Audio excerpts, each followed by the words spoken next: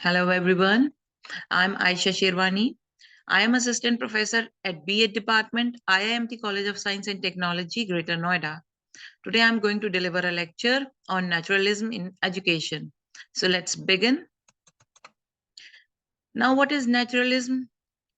Naturalism in philosophy is a theory that relates scientific method to philosophy by affirming that all beings and events in the universe, whatever their inherent character may be, are natural. Consequently, all knowledge of the universe fall within the pale of scientific investigation.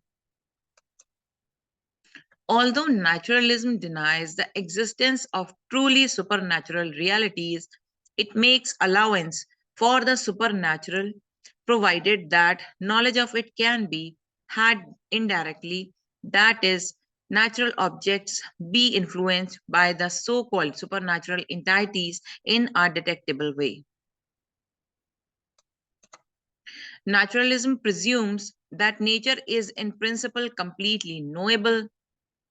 There is in nature regularity, unity, and wholeness that imply objective laws, without which the nature regularity, without which the pursuit of scientific knowledge would be absurd. Man's endless search for concrete proofs of his beliefs is seen as confirmation of naturalistic methodology. Naturalists point out that even when one scientific theory is abandoned in favor of another, man does not despair of knowing nature, nor does he repudiate the natural method in his search for truth. Theories change, methodology does not. While naturalism has often been equated with materialism, it is much broader in scope. Materialism is indeed naturalistic, but the converse is not necessarily true. Strictly speaking, naturalism has no ontological preference, that is, no bias towards any particular set of categories of reality. Dualism and monism, atheism and theism, idealism and materialism are all per use compatible with it.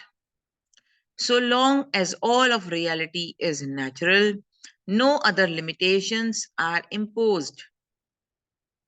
Naturalists have, in fact, expressed a wide variety of views, even to the point of developing a theistic naturalism.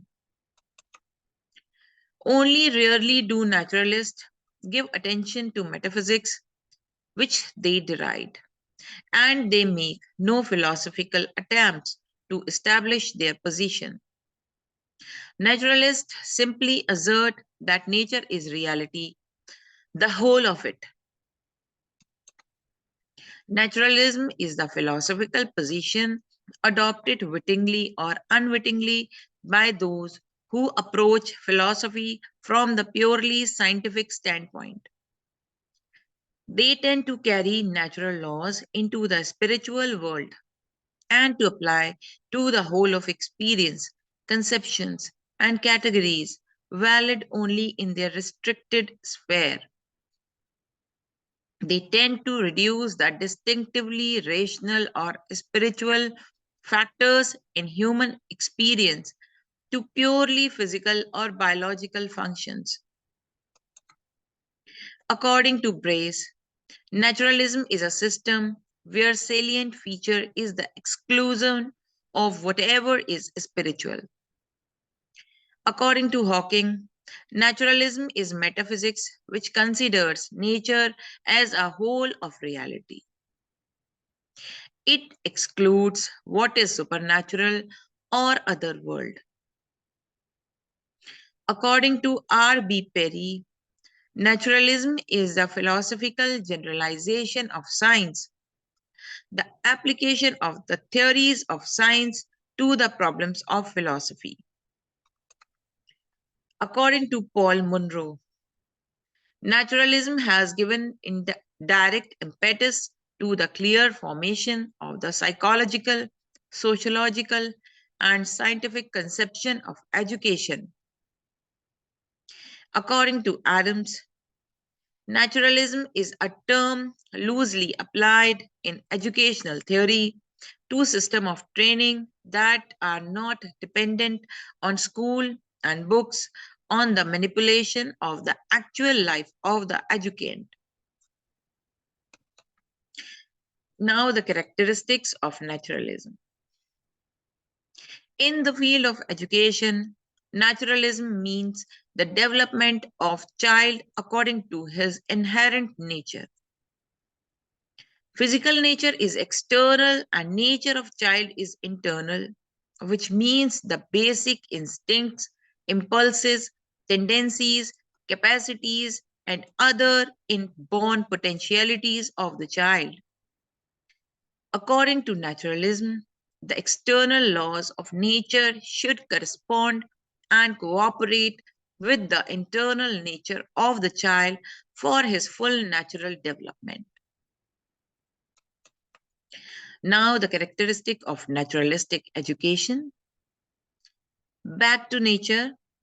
Out of these essential factors of education, namely nature, man, and objects, naturalism gives prime importance to nature. Hence, its call is back to nature. According to naturalists, the best teacher of child is nature.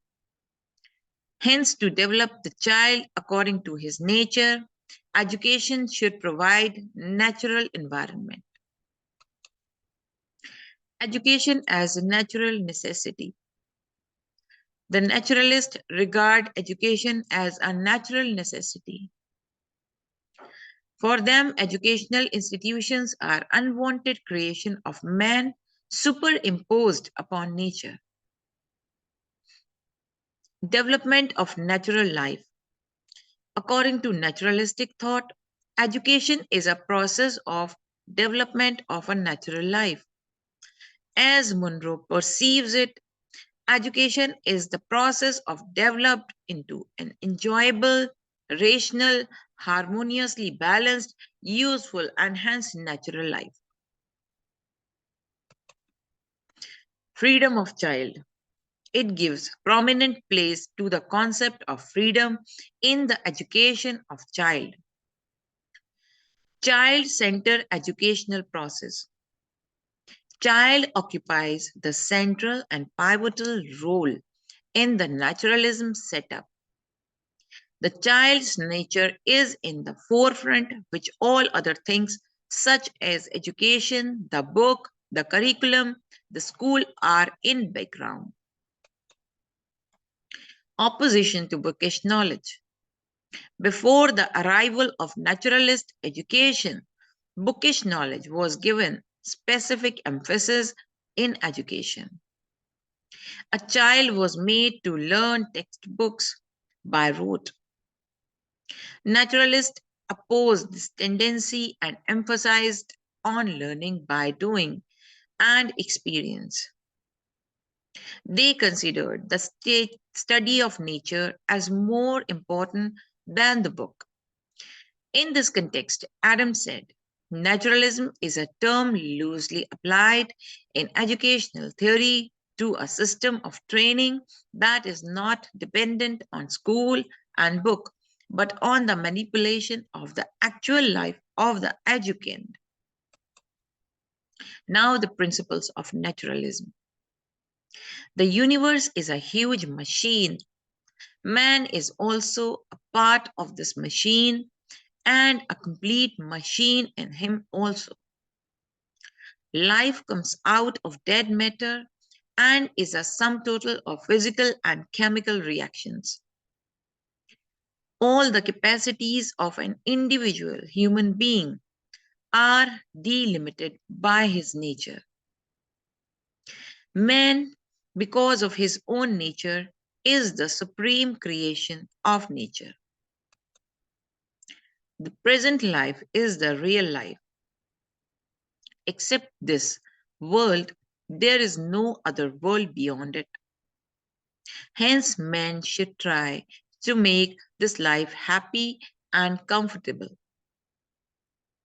Reality is of the external nature only. All the objects are born or made out by this nature and ultimately disappear in nature. Laws of external nature never change.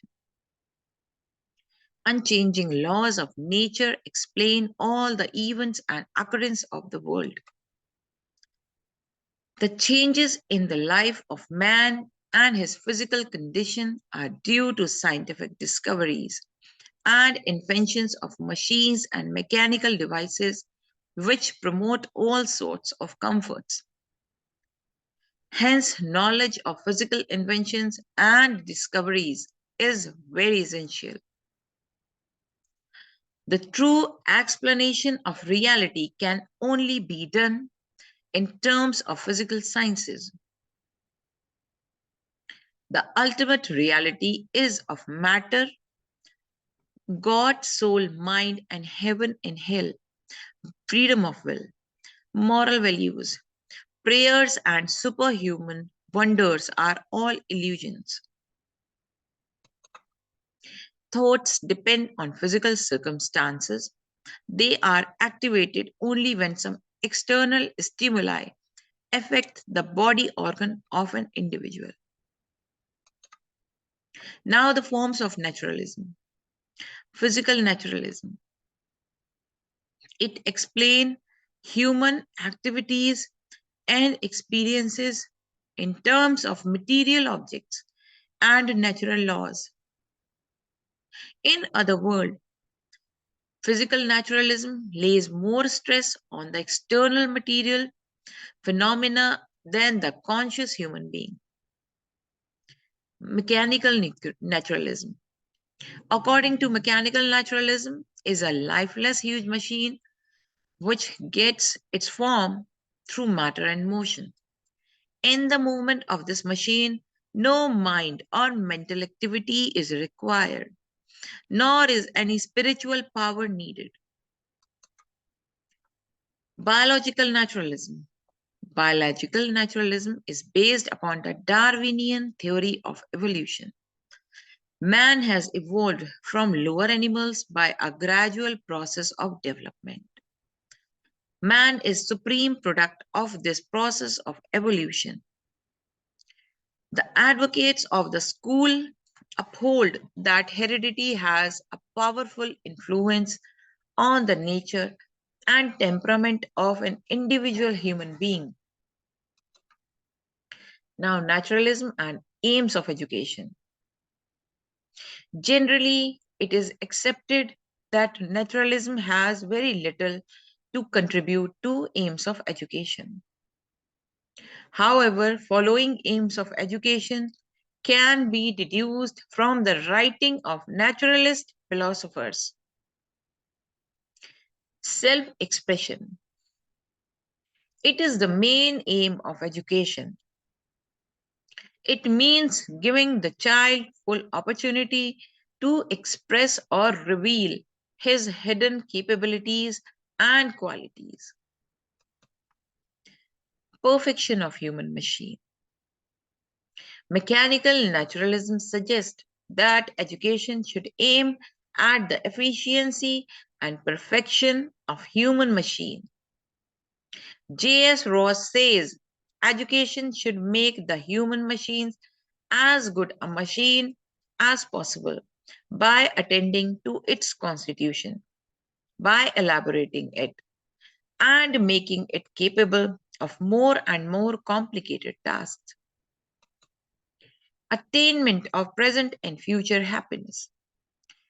Biological naturalism advocates the attainment of happiness of the individual. This should be in the present life as well as in the life to come. Education should cooperate in this process and bring it to success.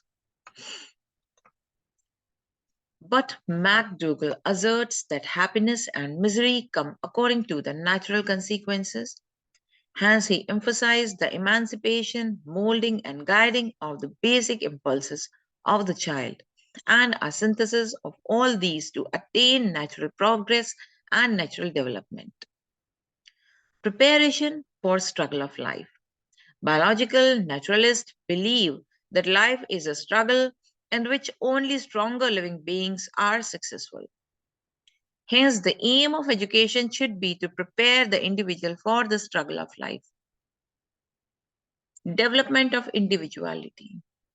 According to T.P. Nunn, every individual possesses his individuality and special traits. The aim of education should be the development of his individuality. Adaptation of environment.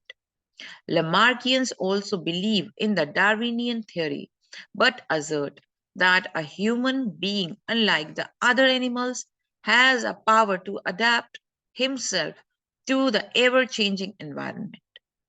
This is a natural capacity. Thus, the aim of education should be to strengthen this capacity of adaptation of the individual. Reinforcement by education will give the individual added capacity and efficiency for adaptation. Natural development.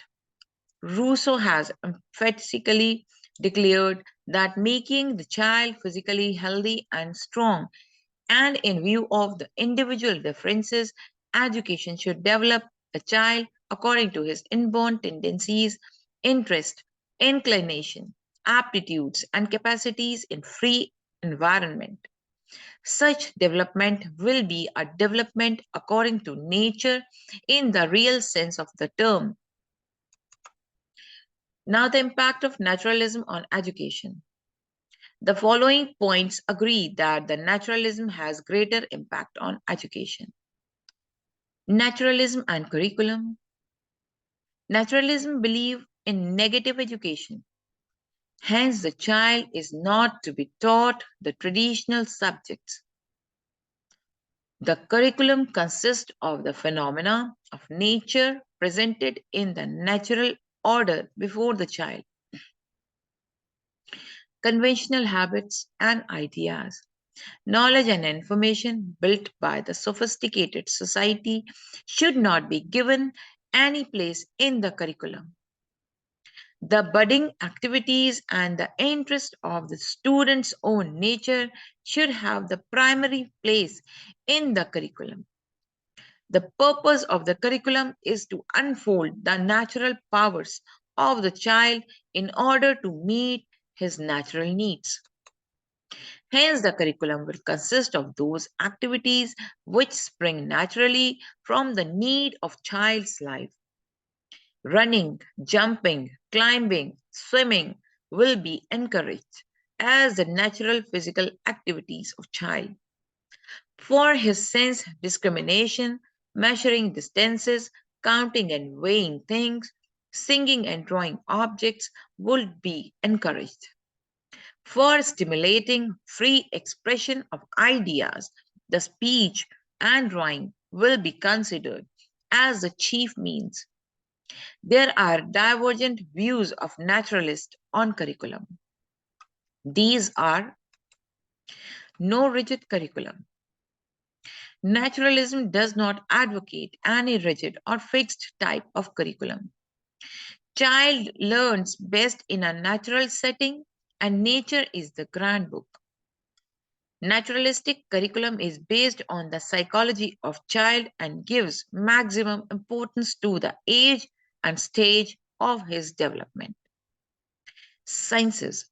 Idealists lay emphasis on the study of humanities, but naturalists believe in science subjects like physics, chemistry, zoology, and botany.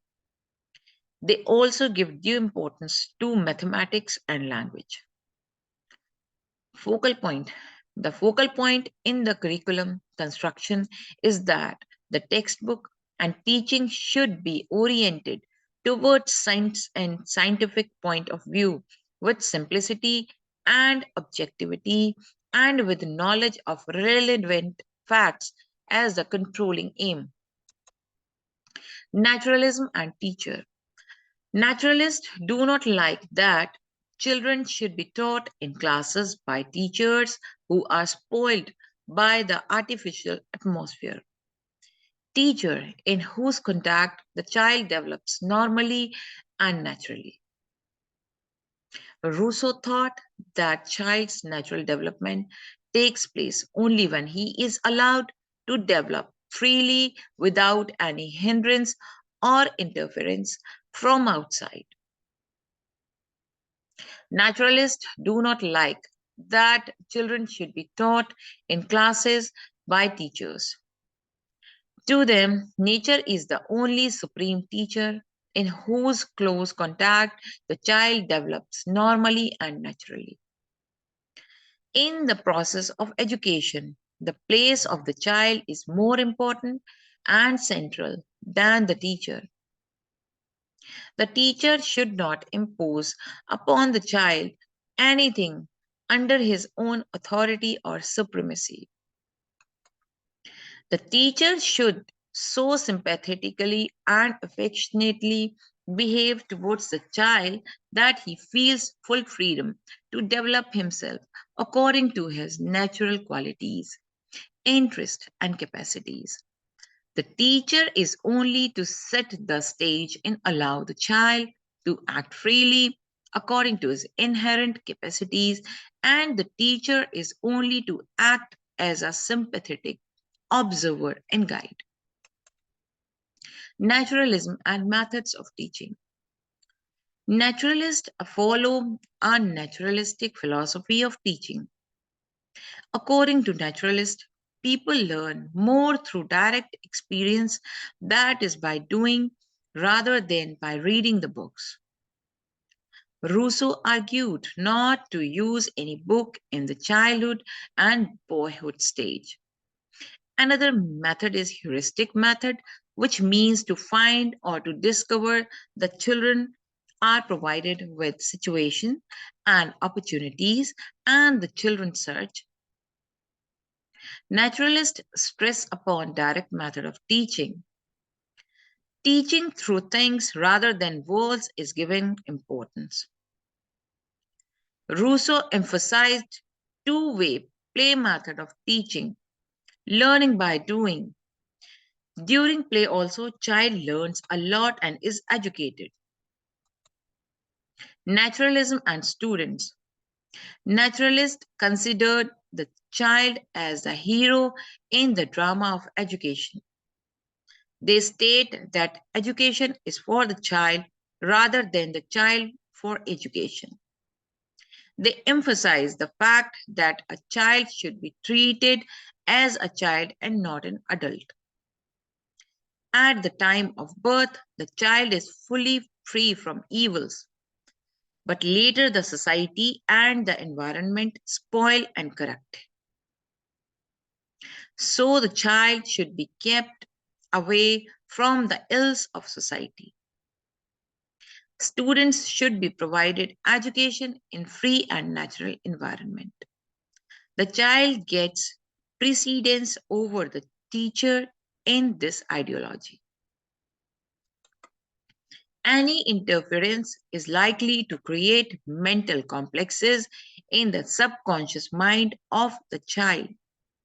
Thus, the naturalist decry all kinds of external interference and allow fully freedom to the child to think and act according to his interest, inclinations, aptitudes, and capacities.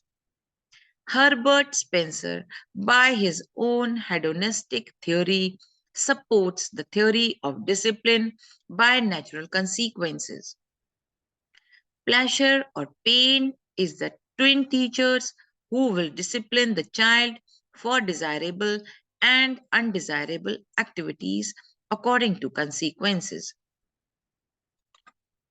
Thus, Herbert Spencer opines when a child falls or runs its head against the table, it suffers a pain, the remembrance of which tends to make it more careful, and by reflection of such experiences, it is eventually disciplined into proper guidance of its movement.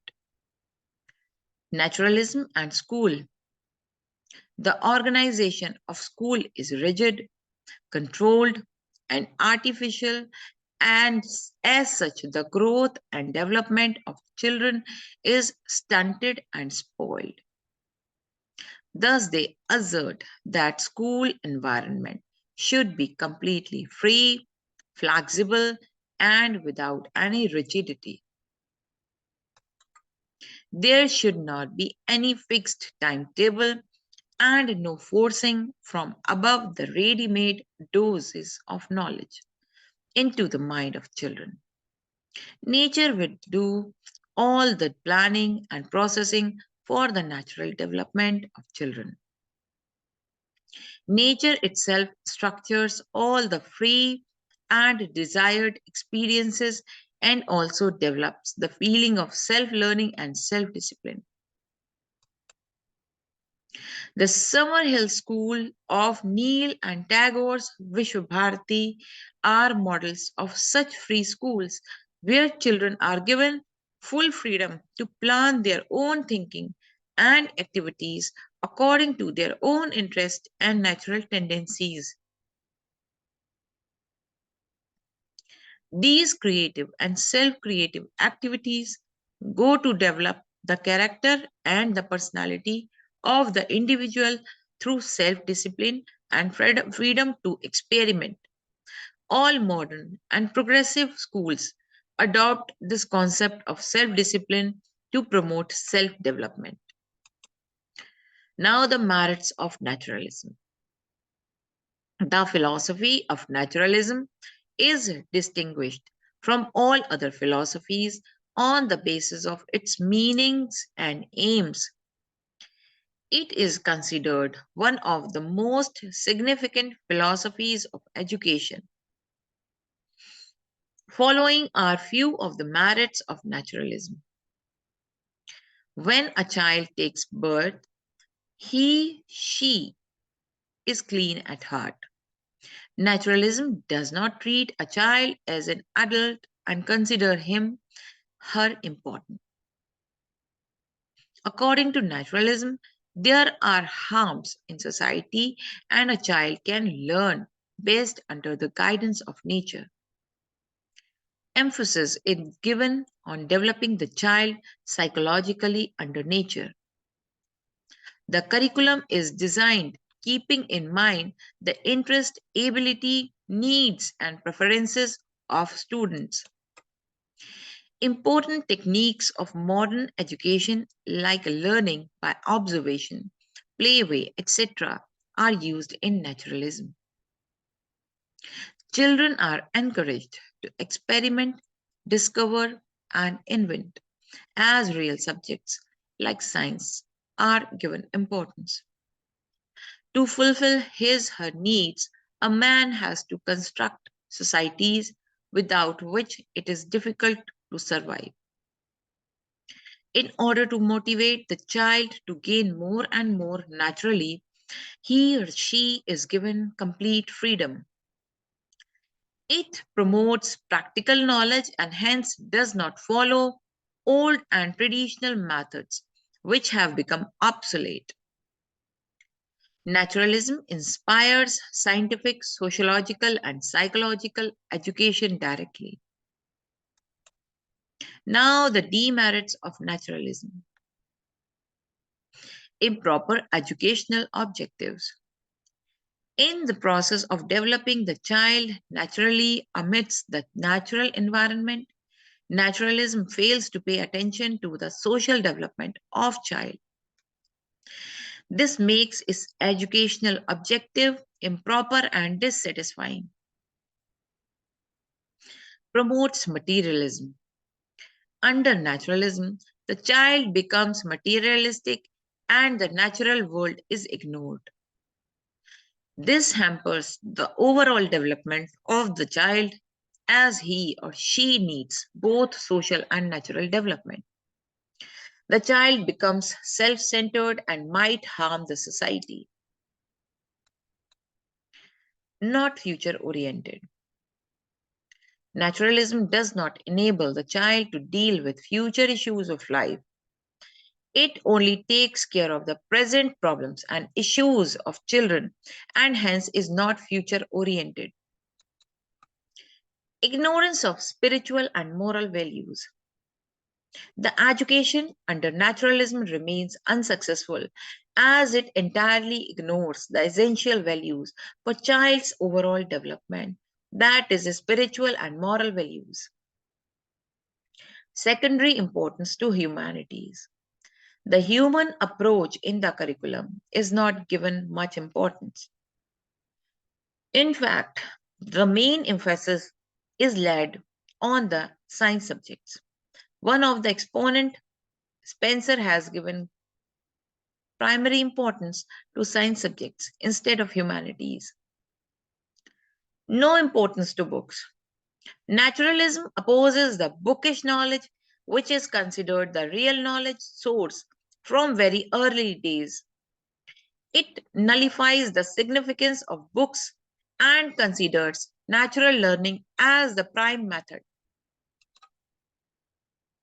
Unlimited freedom to child.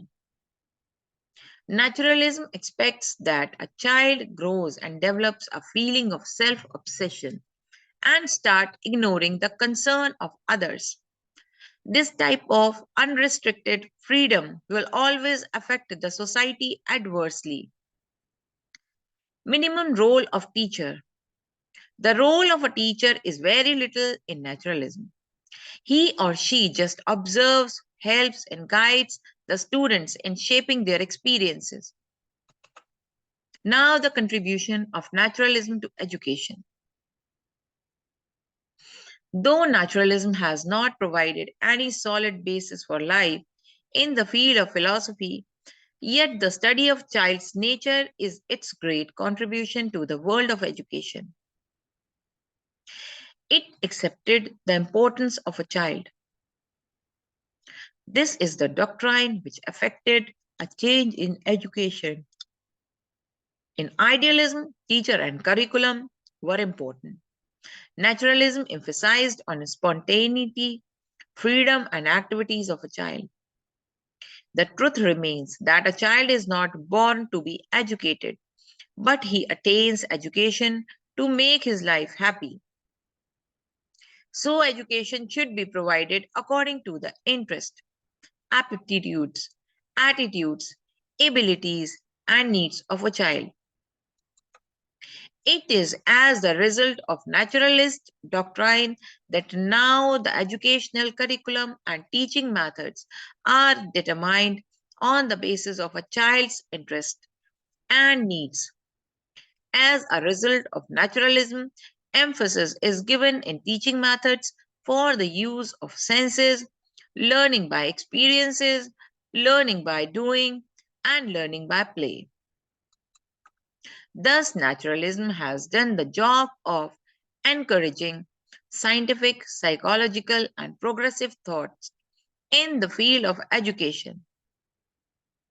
The modern educational world is indebted to naturalism for all modern methods.